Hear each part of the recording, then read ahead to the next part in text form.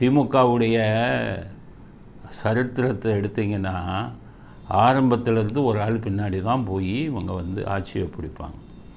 ஆரம்ப கட்டத்திலேருந்து சிவாஜி கணேசனை கையில் போட்டாங்க. சிவாஜி கணேசன் அவங்களை கருணாநிதியை பற்றி நல்லா தெரிஞ்சுக்கிட்டு ஓட்டம் பிடிச்சிட்டாரு. அதுக்கப்புறம் கண்ணதாசன் அவரும் பார்த்தாரு. கருணாநிதி யாரையுமே இருக்க விடலை, ஆனால் அவங்கள மட்டும் வச்சு ஓட்டுக்கும் உபயோகப்படுத்திக்குவாங்க. அதை புரிஞ்சுக்கிட்டு அவங்கெல்லாம் என்ன பண்ணாங்க, அவர் கண்ணதாசன் சிவாஜி கணேசன் எல்லாம் போயிட்டாங்க. எம்ஜிஆர் ஒருத்தர் தான் இவங்க கொடுத்த தொந்தரவு, கருணாநிதி கொடுத்த தொந்தரவு எல்லாத்தையும் பொறுத்துக்கிட்டு இருந்தார். அண்ணா வந்துக்கிட்டு எம்ஜிஆர் நம்பி தான் அரசியல் பண்ணார். அண்ணாதுரையோட செல்வாக்கில் இன்னும் திமுக ஜெயிக்கலை. அவர் என்ன சொன்னார், இப்போ அப்போ லட்சக்கணக்கில் பணம் கொடுத்தாரு எம்ஜிஆர் அண்ணாதுரைக்கு. தம்பி உன் பணம் வேணாம், உன் முகத்தை காட்டு, எனக்கு லட்சக்கணக்கான ஓட்டு விழுகும் அப்படின்னு எம்ஜிஆரை நம்பித்தான் அரசியல் செய்தார். 1967 நிற்கும்போது எம்ஜிஆர் சூடுபட்டார். எம்ஆர் ராதா துப்பாக்கியால் சுட்டார்.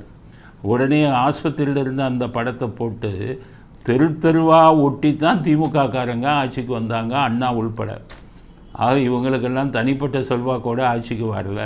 தனிப்பட்ட செல்வாக்கு கருணாநிதிக்கோ அண்ணாதுரைக்கோ இருந்திருந்தால் எப்போவோ 62 ஆட்சி